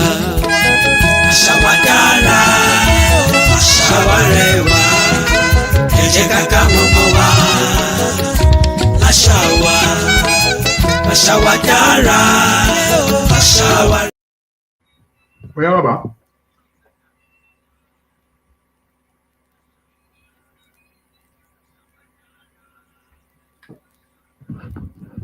ṣé ẹ gbọ́ ẹ wá. Ok, oya. Ok, ẹ má bẹ̀rẹ̀ nẹ́tíwọ̀kì yẹn fóònù gbóná wà ní ó kàn kú lọ ni.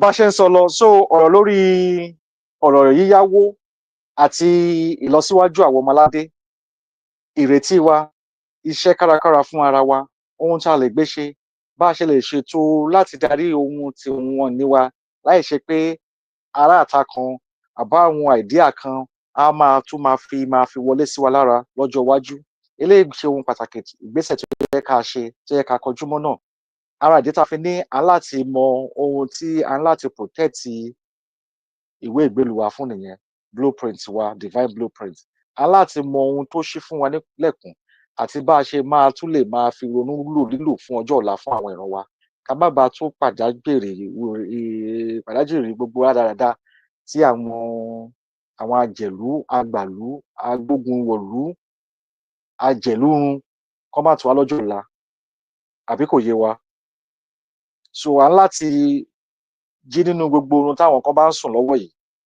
láti rí wípé òótọ́ lòótọ́ ń jẹ́ èèyàn dẹ̀ gbọ́dọ̀ máa gbé nílé ayé tó jẹ́ pé ilé ayé òótọ́ ju pé kéèyàn máa gbé nílé ayé tó kì í ṣe òótọ́.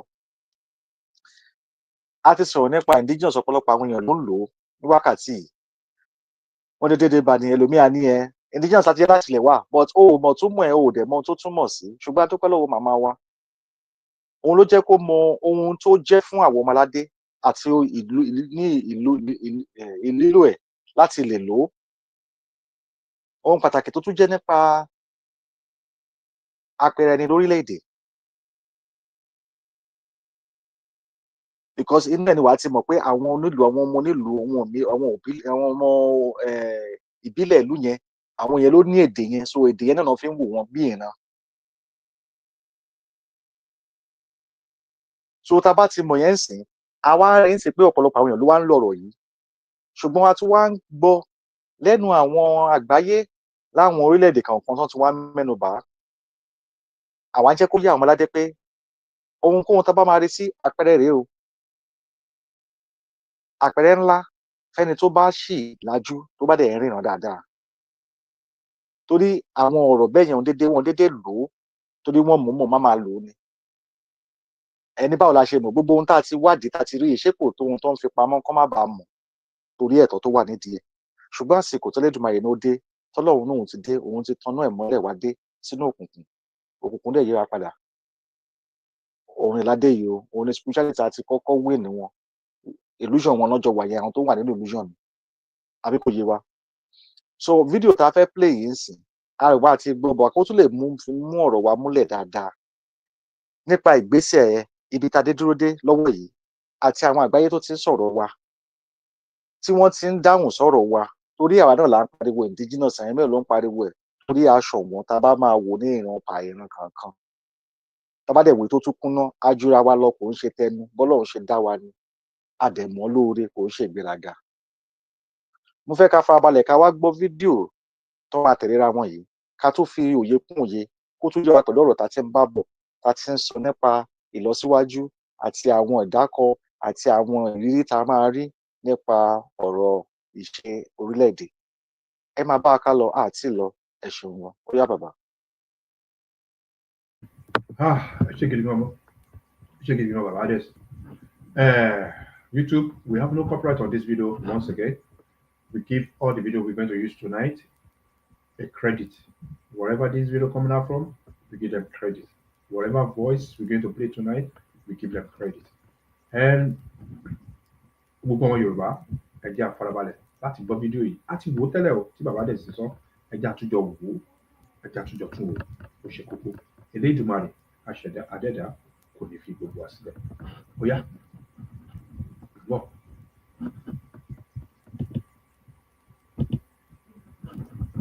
arábìnrin o ń bọ̀.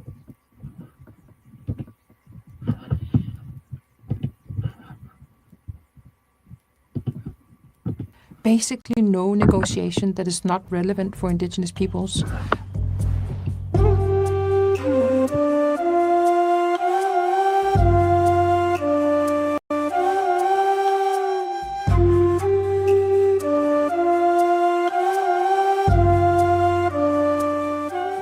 UNDRIP is not a document to be celebrated once a year. It is a living framework that must guide how we govern, how we invest, and how we treat one another on the shared Mother Earth. We want to move forward to be able to have jurisdiction on our own lands, on our own resources. In Rapa Nui, we have our own administration of our heritage, and now we want to do some networking to make it stronger. The individual and collective rights of indigenous peoples are non-negotiable. Now and forever, we stand with you all in making those rights a reality for indigenous peoples everywhere.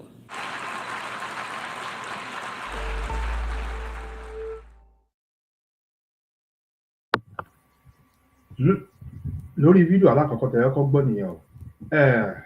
Tí bàbá dẹ̀ sí ní ọ̀rọ̀ láti sọ lórí yẹn àbí kí n play kejì lọ bẹ́ẹ̀. ẹ jẹ́ kí n kàn sáré sọ̀rọ̀ lórí ọ̀rọ̀ tó yẹn. Ok. Lórí fídíò tá a wò tán yìí a mọ̀ pa ti wò láwòye gbà ṣùgbọ́n ẹ ká tún béèrè àwọn ìbéèrè kan nípa ẹ̀.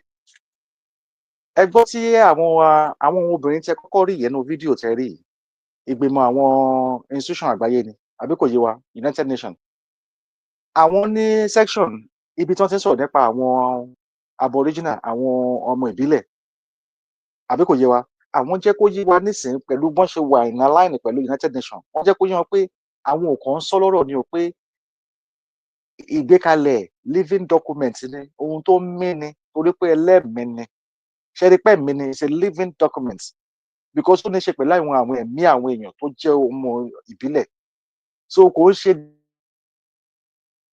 just paper táwọn kan ní pé document paper báwo living document wà o ó jẹ́ kó yé wa dáadáa mo tún fẹ́ ká wo nǹkan kan tí ìgbìmọ̀ United Nations bá lè gbà wọ́n láyè àwọn tó ń sọ̀rọ̀ ìtàn dẹ̀ ní gbogbo tán náà wọ́n ní financial department àwọn ní indigenous rights department gbogbo ìtàn náà wọ́n níyẹn mo fẹ́ ká wá béèrè kan táwọn ará bí bá lè bọ́ta tán fún wọn nípò tán wà yẹn tán sọ̀rọ̀ tán sọ yẹn ṣe bí indigenous ni wọ́n kí wá ló fi yàtọ̀ sáwa tàbá ní indigenous wa torí kò yé mi tẹ́lómi bá dé kò yé òun ò rí kó báwo ló ṣe rí ṣe báwọn tó ń sọ̀rọ̀ yìí ṣe bí indigenous ni wọ́n ṣe bí tẹ́lẹ̀ kán lè sọ èdè wọn ni ṣe tẹ́lẹ̀ kán ní àṣà wọn ni ṣe bí wọ́n ṣe papọ̀ ni ṣe bí wọ́n fi recognize wọn kí wá ló ṣe unless tó bá believe pé indigenous nìyẹn because àwọn kan ń lo ẹ̀tọ́ wọn níwájú ẹ̀ ìwọ ní pé tiẹ̀ ò possible that means pé ò rí ni ṣe ti wá rí ìdíje adépẹ́ adúpẹ́ lọ́wọ́ màmá wa sẹ́ẹ̀ torí àwọn tó ń sọ̀rọ̀ yìí ohun tó fún ọ lẹ́tọ̀ọ́ láti máa sọ̀rọ̀ tó ń fi ń sọ̀rọ̀ tó ń sọ yìí pé àwọn jẹ́ ọmọ ìbílẹ̀ àwọn jẹ́ original ọmọ aboriginal làwọn fi ń sọ̀rọ̀ tó ń sọ̀rọ̀ yẹn wọ́n dẹ̀ fún ọ láyè láti máa sọ̀rọ̀ yẹn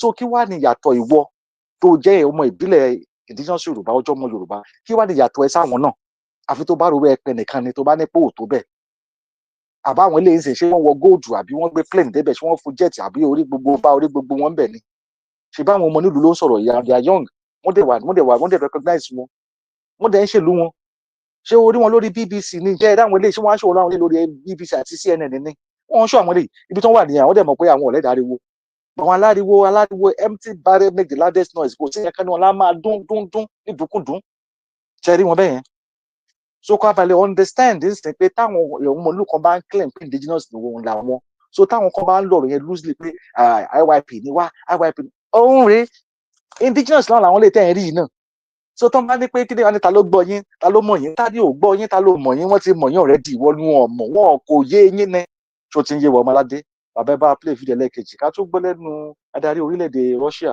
ohun tó tún sọ à ń bọ̀ àti lọ ẹ̀ṣọ́ gan.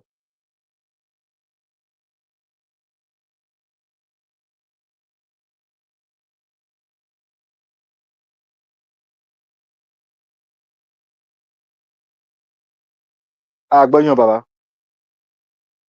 And we must force the current leadership of Ukraine to meet the demands of its citizens living in the southeast to put an end to the genocide of the Russian-speaking population. On the other hand, there is a war between Russia and Russia. I would like to talk to you about how this war can end. Before that, you signed an agreement with Erdogan, the president of Turkey, on a grain corridor. Last week, Mr. Erdogan called for a peace summit in Turkey. Mr. Zelensky immediately agreed. Mr. Trump said that if Putin goes, I will come. We received a message from the Kremlin that the conditions for this have not yet matured. In this regard, I would like to ask you, do you give the leaders an important role in resolving this issue? And what conditions should be met so that the leaders can come together and put an end to this conflict? Thank you very much. As for President Trump's statement, I heard it in a different way. Mr. Trump said that Putin is not going because I am not going. What is he supposed to do when I am not there? He is right. In this sense, he is absolutely right. Secondly, he has repeatedly said that if I were president, there would be no war. I think he is right here too. I will tell you why. In one of my last phone conversations with Mr. Biden, I told him that I will not go into details now, of course, at the highest level. You know, I was a participant in the talks in Minsk when we were looking for the principles of peaceful settlement, and we talked for 17 hours straight, all night long. Yes, we agreed on these principles, but they were not fulfilled by the Western side. The former chancellor said that it was necessary to win time in order to arm Ukraine. But she said it publicly, and no one forced her to do it. The former president of France confirmed the same thing.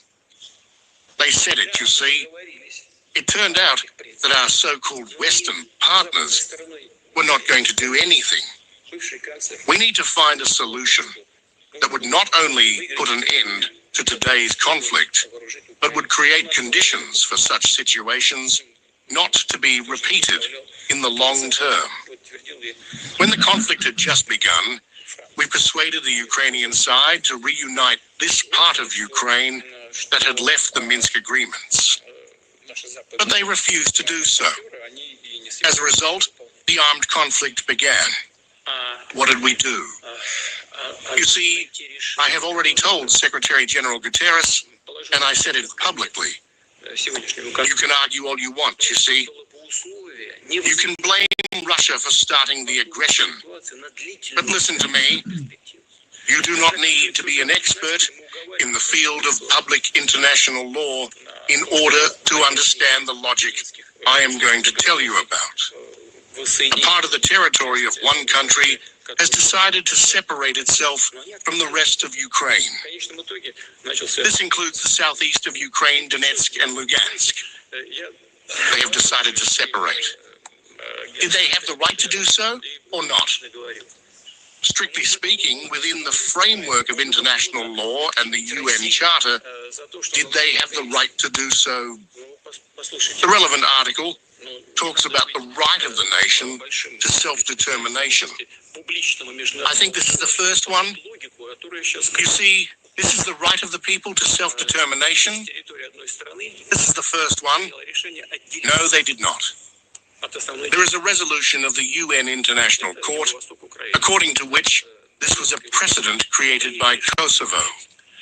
The UN International Court directly stated that if a part of the country has decided to separate, it does not have to turn to the central government on this issue. That is it. Donbass is separated. Next. Did we have the right to recognize their independence? We have not recognized them for 8 years, you see. We have put up with them for 8 years and tried to reach an agreement. In the end, they declared their independence. Did we have the right to recognize them? Why not? We recognized them. Having recognized them, we signed an agreement for mutual assistance. Could we have done this? Of course, we could. We did. Within the framework of this agreement, which we ratified by the Parliament, we had to provide assistance, including military assistance. They turned to us with this assistance, officially, and we provided this assistance. Tell me, where did I go wrong? At what point did I make a mistake? Well, you simply will not find it. It is not there. Everything flows from one place to another. When I talk about the Kosovo precedent, I remember what happened then. The Western European countries and the United States put quite serious pressure on this UN court, and it made the decision that if a part of the country has decided to separate, it does not have to turn to the central government for an agreement. That is it. You see, they did everything themselves. And then they say, how can you do this? Can you do this? Is it not allowed here? It will not be like that. The rules must be unified. Only then will they be stable. And this is a guarantee of security for everyone, not at the expense of others. This is the key thing, the key link. So we are ready to meet.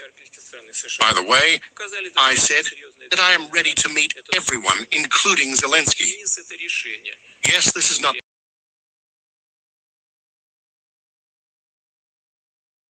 Oya bàbá. Ẹ ṣé gan bàbá, a kí gbogbo alẹ́ kan sí, ẹ ṣeun gan, ẹ wà lórí ètò. A nígbàgbọ́ pé a jọ gbọ́ ohun tí President Russia sọ torí àwọn àwa ní ìbéèrè lọ́wọ́ ẹni àwọn oníròyìn náà béèrè lọ́wọ́ President Russia nípa ohun tó ṣẹlẹ̀ ní Ukraine. Ẹ má bínú pé fídíò yẹn kọ́kọ́ sọ̀rọ̀ àwọn ọ̀rọ̀ kan síwájú, but ohun tá a fẹ́ mú nínú fídíò tá a wò tán yìí ni ọ̀rọ̀ tó ní ṣe pẹ̀lú àwọn ọmọ orílẹ̀-èdè.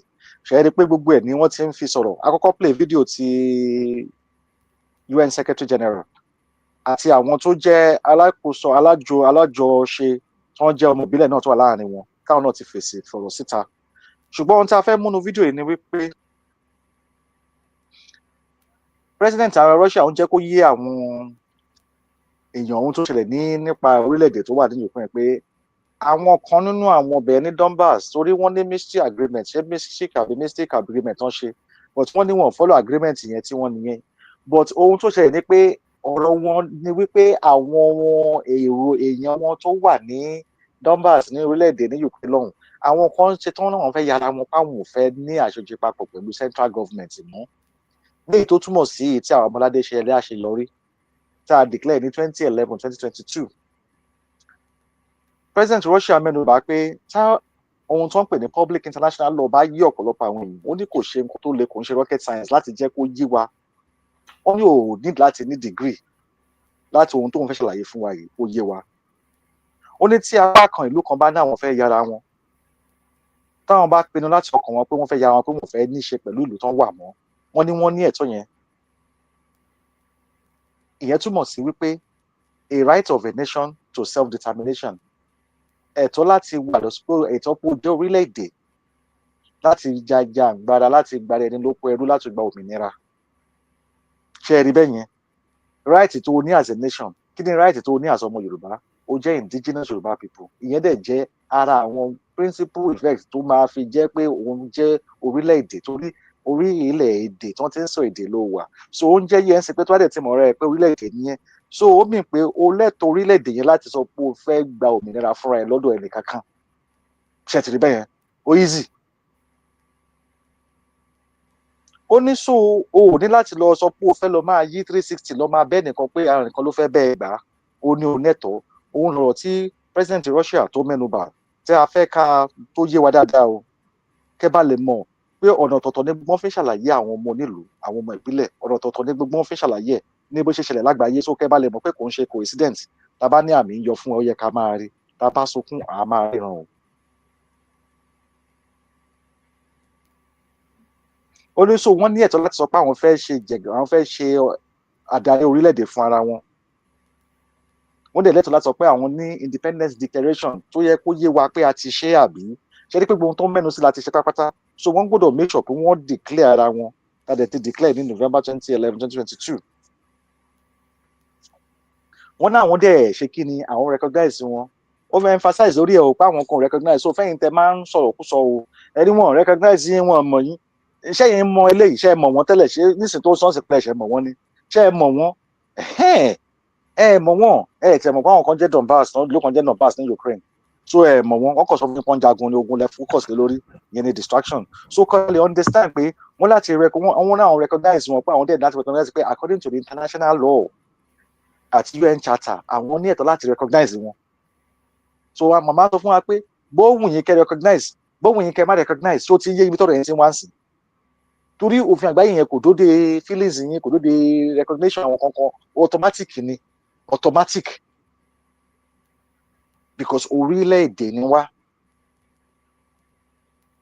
ó ní ọ̀rọ̀ tóun sọ yìí ó ní kò tẹ̀ ń ṣòun gangan ló fi tipátipá mu sílẹ̀ ó ní orílẹ̀-èdè United States gangan ló fi tipátipá mu international law ẹ máa gbọ́ ó náà ló fi tipátipá mu ṣẹ́ náà ló gbófin yẹn kalẹ̀ o so ẹ mọ̀ pé tó gbófin kalẹ̀ ẹ mọ̀ pé o ò lè ever mọ̀ wọ́n gbọ́dọ̀ ṣe àwọn nǹkan tó lè jẹ́ kó mọ̀ pé bẹ̀ ló wà àwọn ló gbófin yẹn kalẹ̀ pé fún àgbáyé pé wọ́n gbọ́dọ̀ make sure pé tó bá fẹ́ yára ẹ o ò need láti lọ bá anybody tó bá fẹ́ lọ ní Nàìjíríà o ò ní láti lọ bá Nàìjíríà government ní kankan torí ẹjọ́ kọ́ ṣàlàyé pé irinṣẹ́ wọn ni àbí tí wọ́n tún jẹ́ kó yé ní international right tó ní pé tó bá ní o fẹ́ lọ pé Amẹ́ríkà gangan ló fi pressure sórí àwọn international law pé wọ́n gbọ́dọ̀ make sure pé wọ́n ní láti lọ bá central government about automatic visa bóyá go your way ni so ibo láti wá rí gbogbo àmàlọ́bá àwọn kan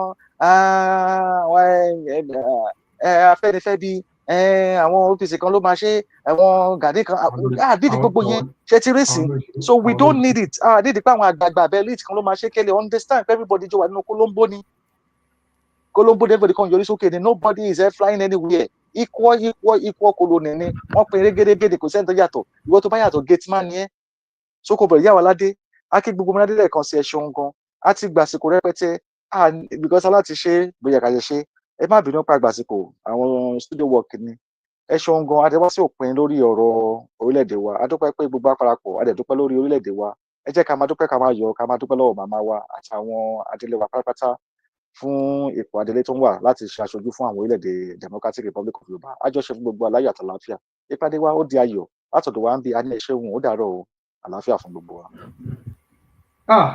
ọ̀rọ̀ ni ọba Adex ti sọ yẹn o ọlọ́rọ̀ kékeré báyìí la máa sọ fún ọmọlúàbí tó bá dénú ẹ̀ ẹ wá jẹ́ kó di odidi o gbogbo ọ̀rọ̀ lẹ́tí wá gbọ́ yìí o ẹ jẹ́ kí gbogbo ẹ̀ di odidi nínú gbogbo wa tí bàbá Adex ti sọ ìpàdé wa ó di ìpàdé ayọ̀ lẹ́ẹ̀kan sí oorun ayọ̀ la máa sun ní tójú oorun dojú òkú láti ṣẹlẹ̀ ìdìmọ̀ rẹ̀ ẹ bá wa ṣí ètò yìí ẹ bá wa láìkì ẹ dẹ̀ bá wa ṣe kí ni ẹ bá wa subscribe sórí ẹ Green for God 24 ẹ lọ sórí G4G support náà ẹ lọ subscribe sí ẹ pín tó yìí síta ẹ jẹ́ kó kan ara lé kó kan ara oko kó kan ara ọdẹ gbogbo oníkálukú ni kó kàn lẹ́ẹ̀kan sí ó dìgbà ọ ire o ó dìgbà alẹ́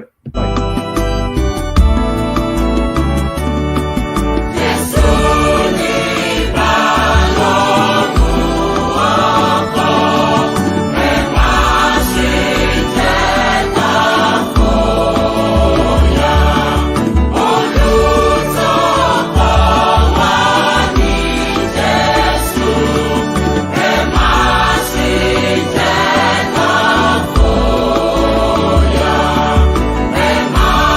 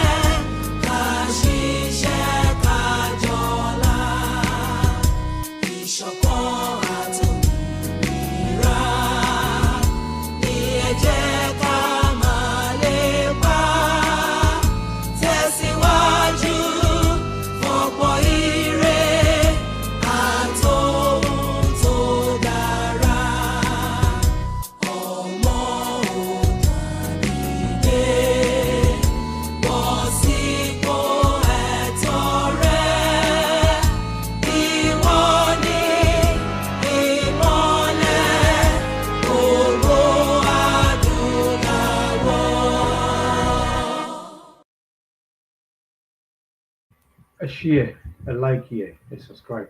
Ohun ayọ̀ la máa sùn lẹ́ẹ̀kan sí. Àmì tó jẹ́ ohun délé. Ó dàrọ̀. Bye for now.